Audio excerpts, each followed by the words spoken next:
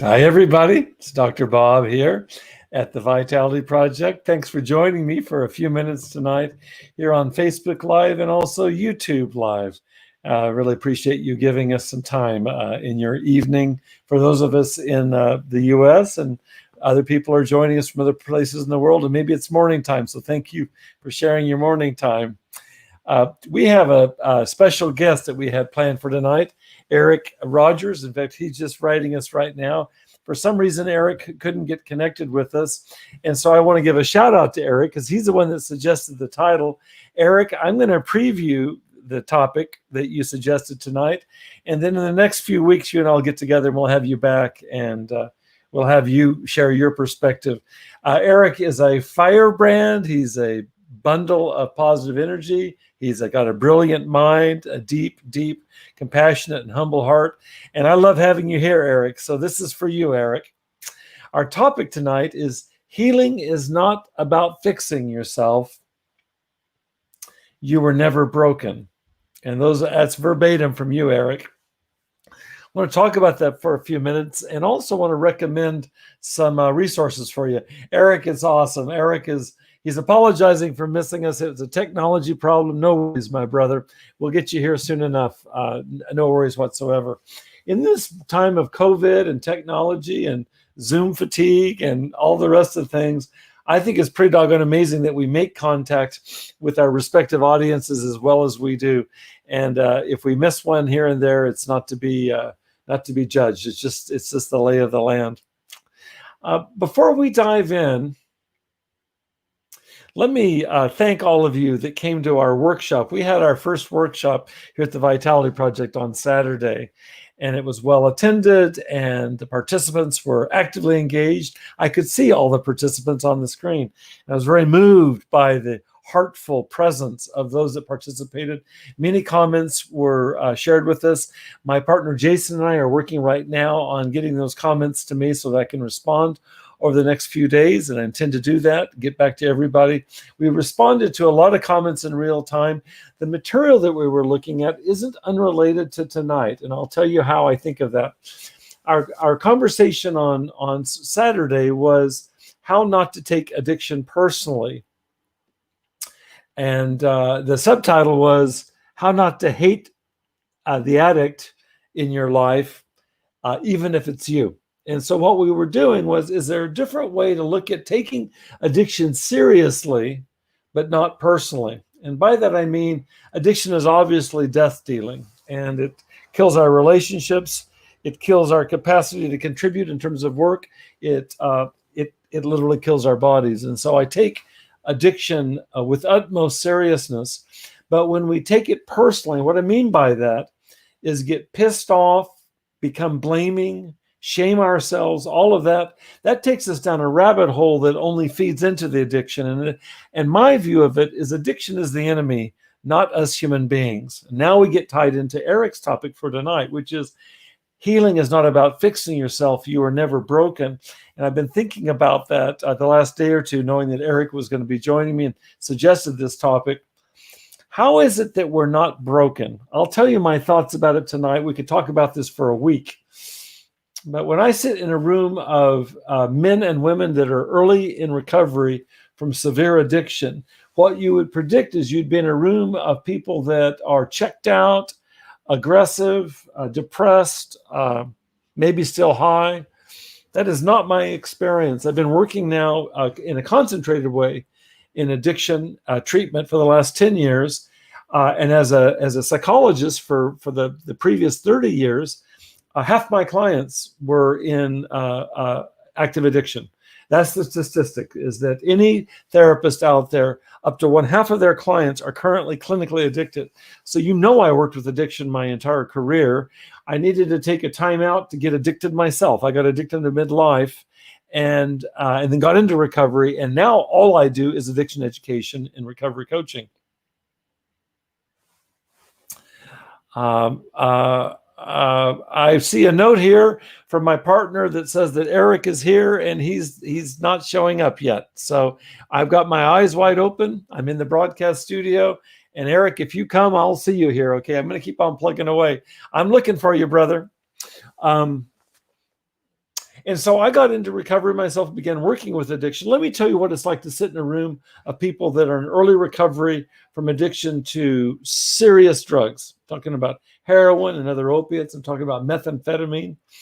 Is that even earliest in addiction, in the first few weeks of recovery, you begin to see within these people that are the scourge of the planet, you begin to see tenderness and intelligence and creativity and compassion and courage and perseverance. I see that again and again. It's incredibly, incredibly inspiring to me. And so what comes out, even in earliest recovery from addiction, is people begin to recover what they call in the East, your original face before you were born. That is to say, who you were before you became addicted, who you were before you became traumatized, who you were before you became disillusioned and symptomatic with depression and anxiety and PTSD and ADD and all the other symptoms that all of us who know addiction firsthand have experienced. And the fact is that there's a layer underneath our addictions. There's a layer underneath our suffering that remains untouched and remains accessible and is just waiting to be discovered. Waiting to be discovered. And that, I think of that with this title today, is that there's a part of us that was never broken.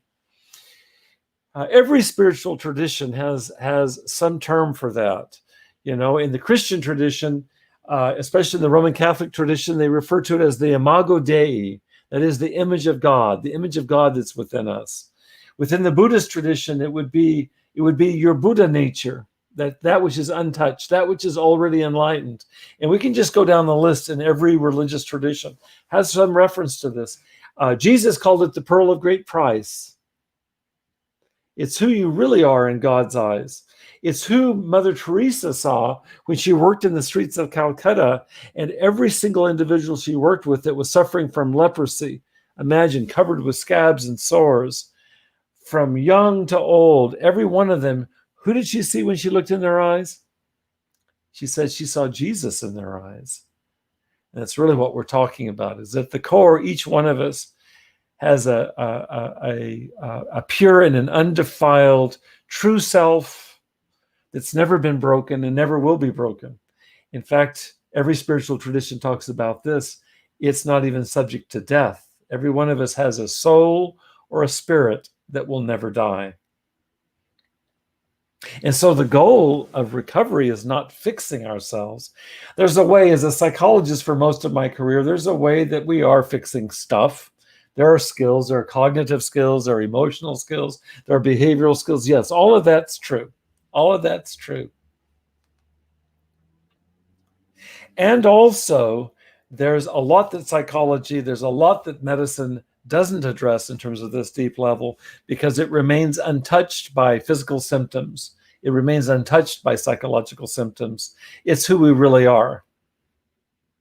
And who we are really are will never go away. It's not subject to the slings and arrows of misfortune. And so what we're wanting to recover in recovery from addiction, what we want to recover is this true self at the heart of things. I want to recommend something to you as a resource tonight, and then I'm going to wrap up for tonight. We will have Eric back again. Eric, I'm sorry. For some reason, it doesn't show on my end that you're in the broadcast studio. Not to worry. We won't panic. We'll have a whole time where we can get together. But let me finish with this. Tomorrow morning at 8 o'clock here, Pacific time, wherever you are in the United States, I'll be leading a meditation, and I'm going to put a link to that meditation right here. I'll be leading a meditation at iAwake. iAwake is a meditation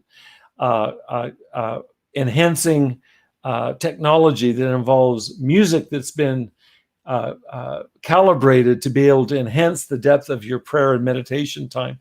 My dear beloved friend John Dupuis and his wife Pam own iAwake. They've made difference in thousands and thousands of people's lives. I want you to check out iAwake Technologies because it's such a resource. And this link I've given you is in the last year, John and Pam have created a weekly meditation. They call it We Awake. And you can join online at We Awake, and tomorrow I'll be leading the meditation, and it will be a meditation on forgiveness. I want to say a word about that. I created a CD of music and instructions about a year, coming up on about a year and a half ago, with Doug Prater, who also works with I Awake. He created the music and I narrated the meditation. It's a meditation that I've been practicing for the better part of 10 years, my entire experience in recovery. And it's a meditation on what I feel like is the most important resource I have found in my recovery, which is specific to this practice. I learned this practice in the context of refuge recovery, which is a mindfulness-based recovery movement that's very much like AA or NA in even its content, but certainly its spirit. It's geared to focus much more on meditation than you'll find in most AA and NA meetings. And so I've really enjoyed membership in both 12-step groups and refuge recovery. And what John and Pam and I co-created at Integral Recovery, and one of our collaborators, Doug Prater, and I created this DVD. It's available through I Awakes, and you can listen to it. But I'm going to be leading the meditation tomorrow around this. And what I want to say about this, tied into tonight's topic that Eric suggested, is very much the spirit of our forgiving others, and especially forgiving ourselves. Is it possible to get to a place where we don't see ourselves as only broken? Is there more to me than just the addict? Absolutely. That's a rhetorical question. Every one of us is infinitely more than whatever addictions we're beset by. Here at the Vitality Project, we make it clear that addiction, which derives from the Latin root for the word enslavement, addictus means slave. So to be enslaved, which is to be addicted, whether it is to substance, 1 out of 4 Americans right now are addicted to substance. If you include alcohol, nicotine, all the other mood-altering drugs except for one, except for caffeine. We have to throw that one out because 85% of Americans drink at least 1 caffeinated beverage a day. So you have to drop that out. So 1 out of 4 are addicted to life-threatening, self-defeating substances. Okay, so there's that.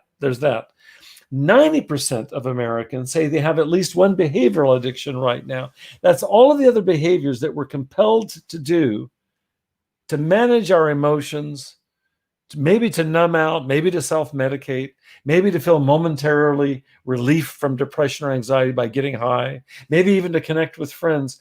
90% of us acknowledge in surveys that we have at least one behavioral addiction, which is just to say every one of us knows about enslavement, whether to a substance or to behavior. So if we level the playing field this way, then I ask you, is that all you are? Is that all I am as an addict? Obviously, that's not true. We have addiction. Addiction has us is probably a more accurate thing. And addiction, in my view, is the devil. And we need to find a way to heal ourselves of the enslavement. We need to find a way to conquer the devils taking over our lives. And that's what recovery, that's what Vitality Project's about, is about supplying information that will help you do that. And not just do that once, but sustain that. But the fact of the matter is that there's not a one of us that in our deepest self is broken. Think about when you were young. Think about when you were young, let's say in grade school. Think about yourself when you were curious and creative and spontaneous and fun and funny, all of those things. And think about what happened in your life that began to weigh you down and to burden you to the point that you lost contact with your essential source, your essential self, and maybe eventually needed to put out the pain by some addictive behavior, whether it's a substance or some other compulsive self-defeating action. Does that self-defeating behavior define you? No, actually, what happens in active addiction is that we're not there. The addiction takes over our personality. And so whoever Bob Weathers is, whoever anybody else is gone. Rudy, thank you for joining. And I appreciate you acknowledging that you're hurting right now. And if I can be of help to you here at the Vitality Project, let me do that. You know, the fact is that Rudy's honest, but every one of us is hurting. Every one of us is hurting. In America, we have 3 primary secrets. This comes out of psychological research. 3 secrets. One secret is that we don't want people to know that we secretly feel really incompetent. We feel over our heads. We feel like imposters. That's the first secret. Second secret, we don't want people to know how lonely we feel, how isolated we feel, how un-American that is, right? We don't let people know how lonely we feel. We don't let people know how incompetent we feel. And the third secret is some version of a sexual secret. Most of us have had the most sacred parts of our being, our relationship to sacred sexuality. Most of us have had wounds to that, and we carry those across a lifetime. And as we say in the 12-step programs, we're only as sick as our secrets. We can't dare talk about sexual issues, sexual conflicts, sexual problems, sexual behaviors, sexual compulsions. And so they just carry on in the dark. And so those three secrets that we have, we're all hurting, Rudy. And I believe you when you say you're hurting right now, and I'm sorry for that. Every one of us carries pain inside. And for many of us, we've tried to put out that pain temporarily by means of addiction. And it's only a temporary fix. It's no accident that we call addiction getting a fix, but it's a very temporary fix. It doesn't go deep enough.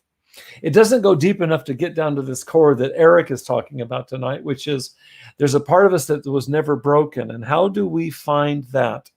I'll finish with this image. I'll recommend that you join me tomorrow at the We Awake meditation. I'd love for you to join me. It'll be obviously in this time of COVID, completely online. And we'll talk in this meditation, the pièce de résistance. The best part of this meditation is the self-compassion, the self-forgiveness part. That alone is worth the price of admission. As far as I know, there's no price of admission, so you can come join me, okay? Let me finish with an image. Right here at my desk, I sit at this desk and work 5 days a week, working with clients all over the world, leading, I can't remember now, I think it's, I lead 7 groups a week right now, 1 a day. 7 groups a week right now, right at this desk. And I keep some icons here for inspiration. One of them is a statue that a client gave me. It's a statue of dear Carl Gustav Jung, right here. Here's Dr. Jung. He's joining us. Carl Jung was the most prized pupil of the founder of modern psychoanalysis. And that founder was Sigmund Freud. Many of you know Freud by name. And they had a split over this because Jung took spirituality so seriously and Freud was on a different mission, with no disrespect to Freud, and they had a parting of the ways. But I've always loved this. At the end of his life, Carl Jung was on the property, it's called Küsnacht. It's near Zurich. And I went there about 20 years ago. I was actually on his property. I went in the home that he built. It's a small castle, basically. He built it by hand. I went inside Jung's castle, and there's a creek on his property. There's a river on his property, and I saw this river. And in the last years of his life, Jung was interviewed by a reporter on his property. It was a reporter from the British broadcasting system, the BBC. And the reporter was walking with Jung, and he asked Jung this question. He says, "Dr. Jung, I'm aware that all of your father and all of your uncles were all Lutheran pastors." I can't remember. I think he had 6 or 7 uncles, and every dadgum one of them was a Christian minister. And so the reporter asked Jung. He said, "And you've spent your whole career studying the relationship of psychology and spirituality." And he had. In fact, this was the source of his breakup with Freud back in the 19-teens. And so the reporter asked Jung, he said, "In light of the fact that you spent your whole career studying the relationship of psychology, psychotherapy, and spirituality, can you tell us in a word, how does it work? How does psychotherapy heal?" I've never forgotten Jung's response. Jung, he died when he was in his mid-80s. Jung was very tall and strong, and even when he was elderly. And so the story is this, is that Jung walked up to that little creek that runs through his property there. He crouched, he straddled the stream, and he crouched down because in the middle of the stream was a sizable boulder. Not too much for him to lift, because he did lift it. He lifted the boulder out of the stream, plopped it down on the bank of the river, and resumed walking, and didn't say a word. Didn't say a word.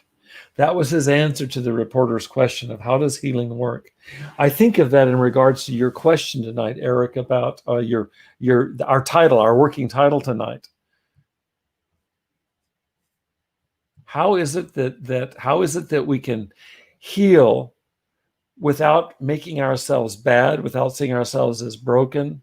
How do we heal? And Jung's point was this, and it's right to Eric's question, is that we heal when we can remove the impediments to what's only ever been there inside of us. And for those of you that are conventionally religious, you'll have a term for this. You may call it the Holy Spirit, the image of God, your Buddha nature. The traditions all have a way of referencing this. That's what gets lost in our suffering. It's radically lost in addiction. And it can be recovered. And so what Jung was saying is that the river will flow freely if we can just remove the impediments. And I really see the work that I've done across my entire career in that way. I feel that way about the Vitality Project. What we're wanting to do here is provide as rich and inclusive a model of not only recovery, but the addiction that precedes it, so that we have as many tools available as possible to address how addiction undermines our bodies, how addiction undermines our minds, which includes our emotions and our relationships, how addiction undermines our spirituality, including our creativity and our compassion. And the goal is to find healing from all possible directions. And basically what we're trying to do is remove the boulders from the stream in all of our lives. And that's for us. All of us are enslaved. All of us experience blockage to that river. What can we do to unblock the river? That's really what we're about here in recovery. And we certainly are committed to that here at the Vitality Project. I am hugely committed to having multiple language systems to talk about what addiction is, whether it's talking about the medical aspects of addiction. We talked about that on Saturday. We talked about how addiction affects the brain, 3 major impacts of every addiction on the brain, and how those impacts can poison our relationships. Our next workshop, which is coming up in a month, I think it's August 22nd. It's going to be exactly a month or close to a month from last weekend's workshop. It'll be on a Saturday morning. We'll be looking at less about the brain, because that's our foundation. We'll be looking at more about how addiction undermines our mental and emotional lives. We'll be talking about shame and what it's like to walk around with shame, and how that actually makes us more vulnerable to stay stuck in our addictions. And we'll be talking in this next workshop, this one in August, we'll be talking about what resources are available for those of us that are young, early in recovery.